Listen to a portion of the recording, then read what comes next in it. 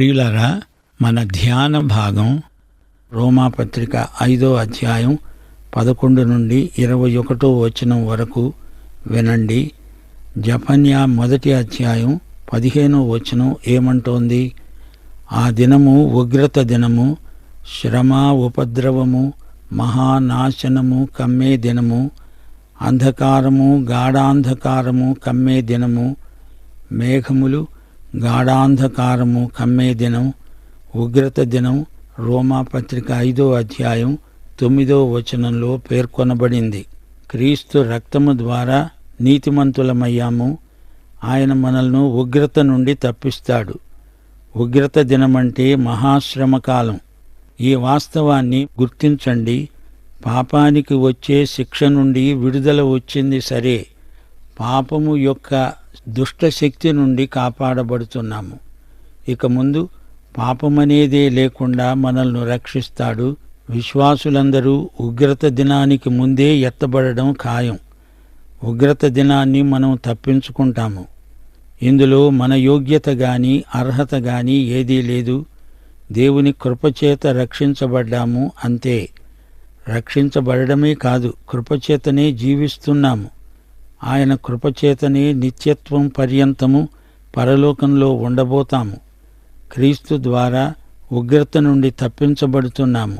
10వ వచనం, ఆయన జీవిస్తున్నాడు గనుక మనము ఎల్లప్పుడూ రక్షించబడుతూనే ఉంటాము, సంరక్షించబడుతూ ఉంటాము.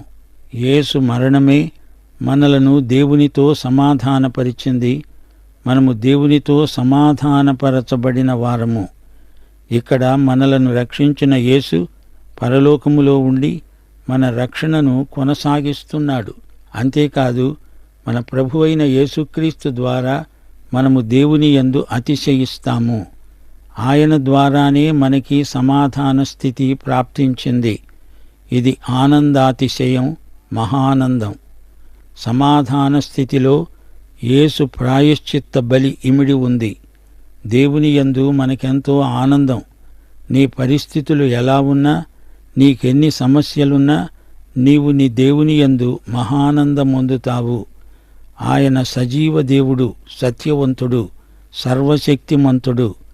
ఆయన మనల్ని రక్షించాడు. పాపులను రక్షించడానికే ఆయన వచ్చాడు. తన సన్నిధిలో మహానందమందు మనలను నిర్దోషులనుగా నిలువబెట్టుకుంటాడు. ఆయన ప్రేమ అలాంటిది. రక్షణ ప్రణాళిక ఆయన ప్రేమ వ్యవహారమే. అందుకే మనకి ఆనందం, ఆనందాతిశయం. 8 ప్రయోజనాలు మనకు రక్షణకు ఫలితంగా సంక్రమించాయి. 5వ అధ్యాయంలో లెక్కపెట్టి చూసుకోండి. 12వ వచనం నుండి విశ్వాసి యొక్క పరిశుద్ధీకరణ పేర్కొనబడింది. పాపికి రక్షణ ప్రాప్తించింది.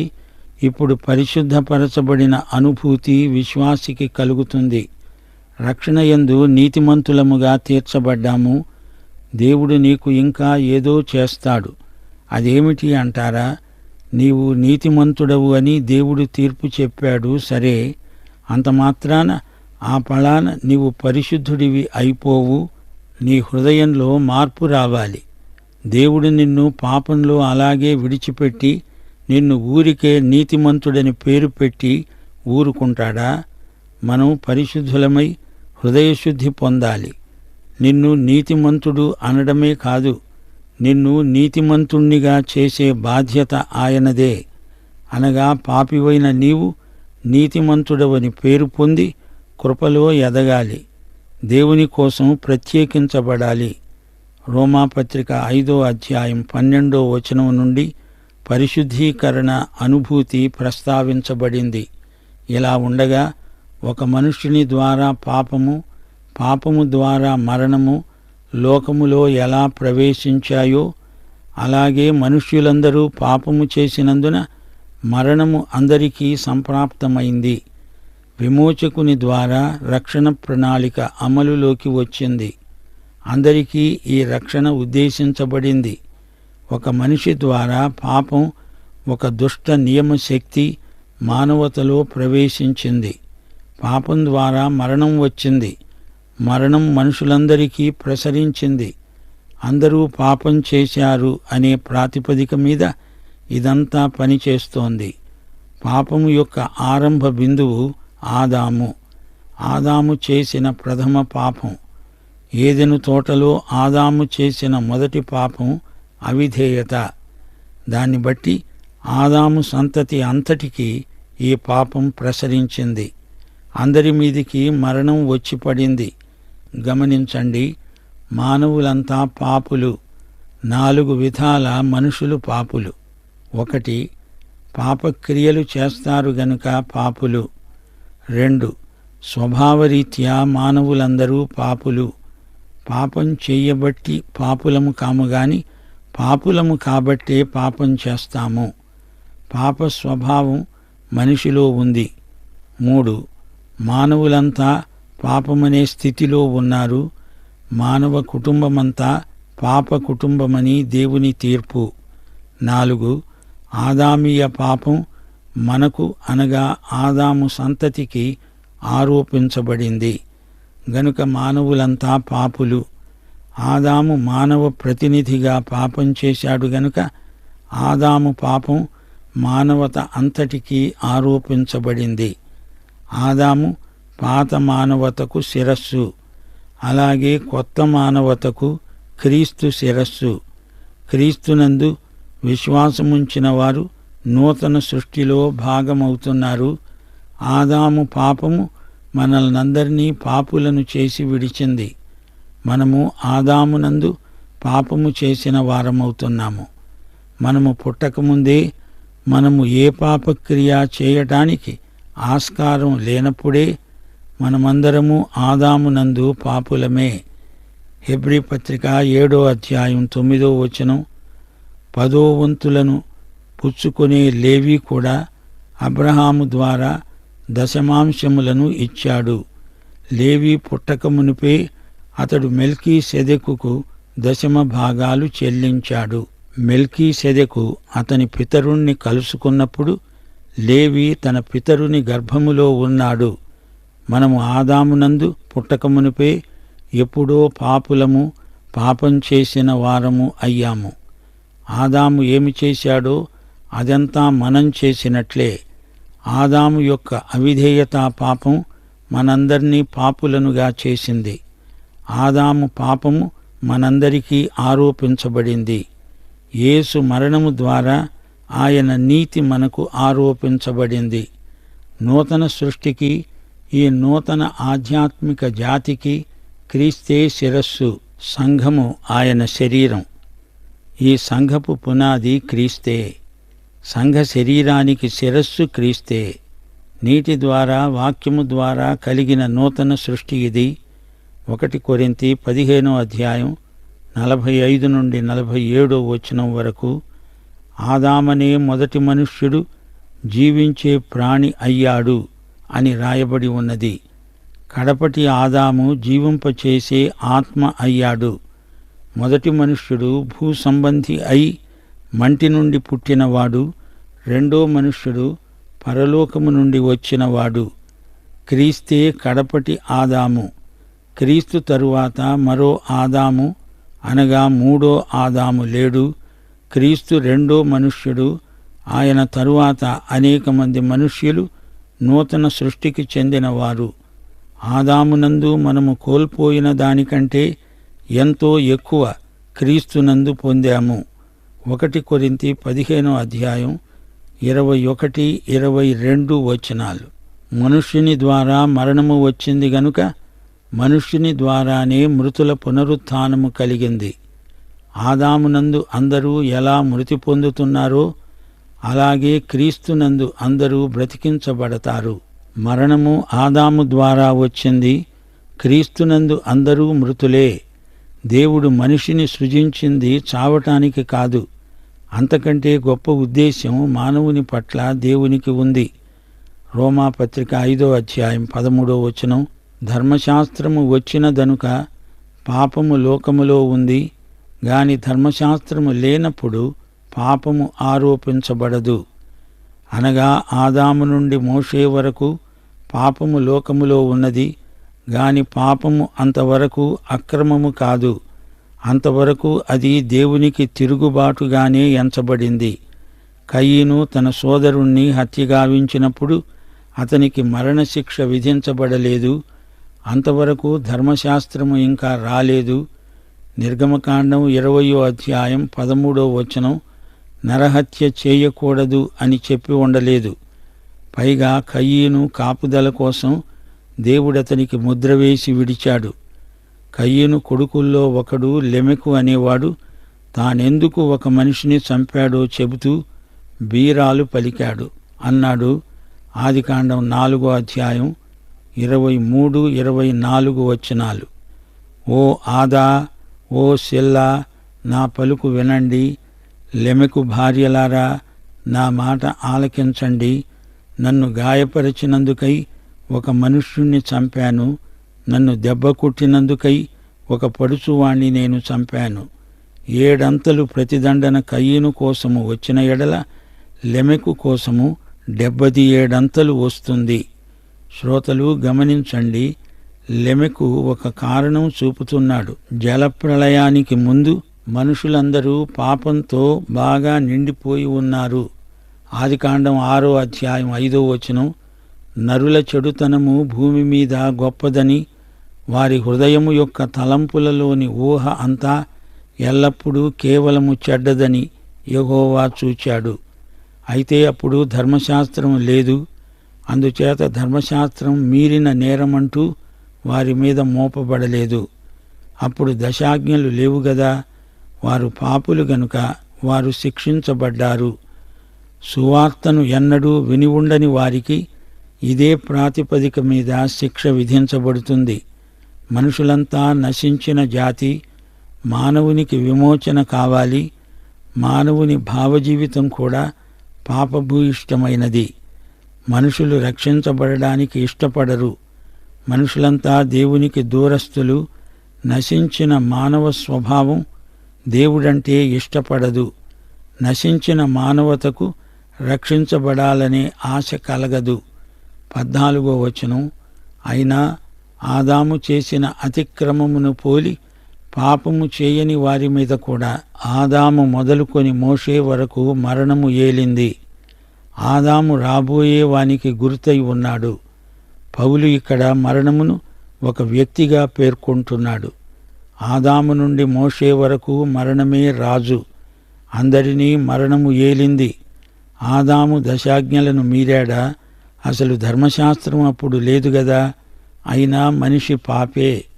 లేఖనములలో మరణం 3 విధాలుగా చూపబడింది. 1 భౌతిక మరణం. ఇది శరీరానికి మాత్రమే పరిమితం. ఆత్మ శరీరాన్ని విడిచినప్పుడు అది మరణం. ఆదాము పాపాన్ని బట్టి ఈ మరణం మనకు సంక్రమించింది. 2 ఆధ్యాత్మిక మరణం.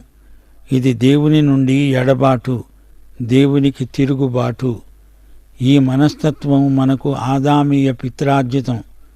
మనము పాపముల చేత, అపరాధముల చేత చచ్చిన వారము. ఎఫెసీ పత్రిక 2వ అధ్యాయం 1వ వచనం లేఖనములలో ఒక పాపి యొక్క చిత్తరువు ఇది. ఇక 3వది నిత్య మరణం. దేవుని నుండి నిత్యత్వపు ఎడబాటు. మానవుడు అవశ్యంగా విమోచింపబడాలి, లేకపోతే నిత్యనాశనం తప్పదు. ప్రకటన గ్రంథం 21వ అధ్యాయం 8వ వచనం పిరికివారు, అవిశ్వాసులు, అసహ్యులు, నరహంతకులు, వ్యభిచారులు, మాంత్రికులు, విగ్రహారాధికులు, అబద్ధికులందరూ అగ్నిగంధకములతో మండే గుండములో పాలు పొందుతారు. ఇది 2వ మరణం. ఆదాము యేసుక్రీస్తుకు ముందు గుర్తు అని పౌలు పేర్కొంటున్నాడు. 15వ వచనం నుండి యేసే శిరస్సు అనే అంశాన్ని పౌలు ఇక్కడ విశదీకరిస్తున్నాడు. అపరాధము కలిగినట్లు కృపావరము కలుగలేదు. ఎట్లనగా ఒకని అపరాధమూలముగా అనేకులు చనిపోయిన ఎడల మరి ఎక్కువగా దేవుని కృప యేసుక్రీస్తు అనే ఒక మనుష్యుని కృపచేతనైన దానము అనేకులకు విస్తరించింది. మరియు పాపము చేసిన ఒకని వలన శిక్షావిధి కలిగినట్లు ఆ దానము కలుగలేదు. ఏలయనగా తీర్పు ఒక్క అపరాధము మూలముగా వచ్చినదై శిక్షావిధికి కారణమైంది. కృపావరమైతే అనేకమైన అపరాధముల వలన వచ్చినదై మనుష్యులు నీతిమంతులుగా తీర్చబడడానికి కారణమైంది. మరణము ఒకని అపరాధము మూలముగా వచ్చినదై ఆ ఒకని ద్వారానే ఏలిన ఎడల కృపాబాహుళ్యమును నీతి దానమును పొందేవారు జీవము గలవారై మరి నిశ్చయముగా యేసుక్రీస్తు అనే ఒకని ద్వారానే ఏలుతారు. కాబట్టి తీర్పు ఒకని అపరాధమూలమున వచ్చినదై మనుష్యులకందరికీ శిక్షావిధి కలగడానికి ఏలాగు కారణమైందో అలాగే ఒక్క పుణ్యకార్యము వలన కృపాదానము మనుష్యులకందరికీ జీవప్రదమైన నీతి విధించబడడానికి కారణమైంది. ఏలయనగా ఒక మనుష్యుని అవిధేయత వలన అనేకులు పాపులుగా ఎలా చేయబడ్డారో అలాగే ఒకని విధేయత వలన అనేకులు నీతిమంతులుగా చేయబడతారు. మరియు అపరాధము విస్తరించునట్లు ధర్మశాస్త్రము ప్రవేశించింది. అయినా పాపము మరణమును ఆధారము చేసుకొని ఎలా ఏలిందో అలాగే నిత్యజీవము కలగడానికి నీతి ద్వారా కృప మన ప్రభువైన యేసుక్రీస్తు మూలముగా ఏలే నిమిత్తము పాపము ఎక్కడ విస్తరించిందో అక్కడ కృప అపరిమితముగా విస్తరించింది. వింటున్నారా? క్రీస్తునందు మనకు కృపాబాహుళ్యమున్నది. ఏదెను తోటలో ఆదాము హవ్వల కంటే క్రీస్తునందు మనకు ఎంతో ఎక్కువ ఇవ్వబడుతోంది. హెబ్రీ పత్రిక 11వ అధ్యాయం 13వ వచనం ఏమంటోంది? వీరందరూ ఆ వాగ్దానముల ఫలము అనుభవించకపోయినా దూరము నుండి చూచి వందనము చేసి తాము భూమి మీద పరదేశులము యాత్రికులము అయి ఉన్నామని ఒప్పుకొని విశ్వాసము గలవారై మృతి నొందారు. ఒక మనిషి అతిక్రమము మానవ జాతినంతటినీ పాపములో ముంచివేసింది. అయితే ఒకని విధేయత ఎంత గొప్ప ఫలమిచ్చిందో చూడండి. యేసుక్రీస్తు శిలువ మరణం ఆయన విధేయతకు పరాకాష్ట. దాన్ని బట్టి నశించిన మానవునికి రక్షణ ప్రాప్తించింది. మరణం రాజులాగా ఏలింది. మరణానికి ఈ అధికారం కట్టబెట్టిందెవరు? ఒక్క మనిషి, అతని అవిధేయత. అతడే ఆదాము. మానవజాతి అంతటిపై మరణం రాజ్యమేలింది. మరణ రాజ్యం కంటే గొప్ప రాజ్యం ఇదిగో ఇక్కడే ఉంది. జీవరాజ్యం, సజీవరాజ్యం. కృపాబాహుళ్యమును బట్టి ఈ జీవరాజ్యం మరణరాజ్య పౌరులకు వాగ్దానం చేయబడింది. మనిషి చేయాల్సింది ఏమీ లేదు, దాన్ని కృతజ్ఞతతో స్వీకరించడమే. ఈ జీవరాజ్య సామ్రాట్టు యేసుక్రీస్తు. యేసుక్రీస్తు ద్వారానే వరములన్నీ మనకు సంక్రమిస్తాయి. పాపము అందరికీ ఆరోపించబడినట్లే నీతిదానం క్రీస్తు ద్వారా అందరికీ అనుగ్రహించబడింది. ఆదామునందు పాపులం, క్రీస్తునందు నీతిమంతులం. ఆదాము యొక్క అవిధేయతా కార్యం మానవులందరినీ, మానవజాతి అంతటినీ పాపంలో పడేసింది. మానవులకు పాప స్వభావమే కాదు, పాపం తాలూకు అపరాధ భావన వచ్చింది. క్రీస్తు విధేయతను చూడండి. ఆయన మరణము పునరుత్థానము ఏకమై క్రీస్తునందు విశ్వసించిన పాపిని నీతిమంతుడు అని తీర్పు ఇస్తున్నాయి. దేవుడు ధర్మశాస్త్రమిచ్చాడు. ధర్మశాస్త్రంతో పాటు బలివిధాన కార్యక్రమం ఇవ్వబడింది. ఆ తరువాత క్రీస్తు వచ్చి బలివిధానమందలి ప్రవచనాత్మక లక్ష్యాన్ని నెరవేర్చాడు. అపరాధ భావనలతో నిండిన మానవతకు విడుదల అవకాశమిచ్చాడు. పాప స్వభావం ఇప్పటికిప్పుడే అంతరించిపోదు. శరీర జీవితమున్నంతకాలం పాపమనేది ఉంటూనే ఉంటుంది. పాపం ద్వారా మరణమేలింది. పాపము అనగా మరణమే రాజ్యమేలుతోంది. దాని కింద అందరూ ఉన్నారు. సైతాను ఈ లోకాధికారి. 1 పేతురు 5వ అధ్యాయం 8వ వచనం, సింహములాగా సైతాను ఎవరిని మింగేదా అంటూ తిరుగుతున్నాడు. పాపం వల్ల మరణం. సమాధి తోటలు క్రిక్కిరిసిపోతున్నాయి. నిత్యజీవం, నీతి, కృప క్రీస్తు ద్వారా కలిగాయి. యేసుక్రీస్తు పరిపాలన కృపారాజ్యం. క్రీస్తు శిలువపై ఉండి రాజ్యస్థాపనను ప్రకటించాడు. అదే గట్టి పునాది, మిగతాది అంతా ఇసుక పునాది. పాపి యేసునందు విశ్వాసముంచి కడపటి ఆదాముతో సంయుక్తపరచబడి పునరుత్థానుడై మహిమలో ఉన్న క్రీస్తు ద్వారా రాజ్య పౌరుడవుతున్నాడు. రక్షించబడిన పాపి పరిశుద్ధపరచబడతాడు. పాఠం ఇంతటితో సమాప్తం. దైవాశీస్సులు. ఆమేన్.